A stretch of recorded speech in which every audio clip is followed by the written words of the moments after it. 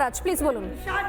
হ্যাঁ, মমতা বন্দ্যোপাধ্যায় থেকে এখন আমাদের শিখতে হবে যে ঠিক কিভাবে সম্মান দিতে হয়। যিনি কয়েকদিন আগে রঘুচাঁদ গরুচাঁদ বলে পরম পূজনীয় মতু আছেন, মমতা বন্দ্যোপাধ্যায়ের থেকে আমাদেরকে শিখতে হবে ঠিক কাকে কি সম্বোধন করতে হয়। যিনি শ্রী রামকৃষ্ণ পরমহংসদেবও বলেননি, আবার শ্রীকৃষ্ণকে শ্রীকৃষ্ণও বলেননি, উনি একটা মিক্সচার বানিয়ে দিয়েছেন। শ্রীকৃষ্ণ পরমহংসদেব নাকি গীতা বলেছেন।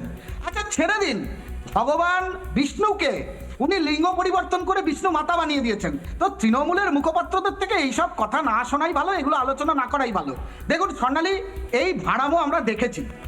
তৃণমূলের মত অনুযায়ী বা শাসক দলের মত অনুযায়ী যেটা বুঝতে পারলাম যে ইডি কিভাবে রেড করবে সেটাও মুখ্যমন্ত্রী ঠিক করে দেবেন, ইডি কিভাবে তদন্ত করবে সেটাও মুখ্যমন্ত্রী ঠিক করে দেবেন, ইডি এসে কোন ফাইলগুলো নেবেন কোন ফাইলগুলো নেবেন না সেটাও মুখ্যমন্ত্রী ঠিক করে দেবেন, সব কিছু মুখ্যমন্ত্রী ঠিক করে দেবেন।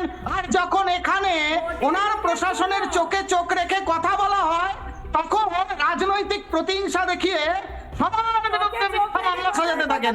দুর্ভাগ্য, দুর্ভাগ্য, দুর্ভাগ্য। ঠিক করে দেবেন সমস্ত কিছু, কিভাবে তদন্ত করবে কেন্দ্রীয় তদন্তকারী সংস্থা।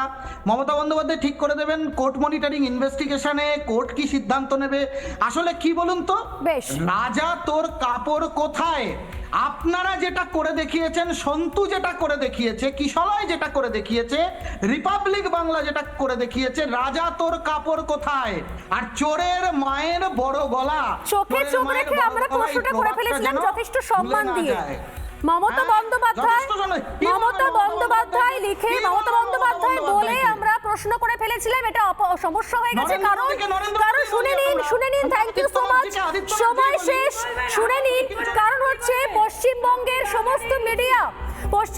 সমস্ত মিডিয়ার যারা সাংবাদিক তারা মমতা বন্দ্যোপাধ্যায়ের কাছ থেকে বিভিন্ন রকমের উপহার নিয়ে উপঢৌকন নিয়ে তার সঙ্গে চলে যান বিদেশে একটু দৌড়াদৌড়ি করতে, একটু খেলা করতে।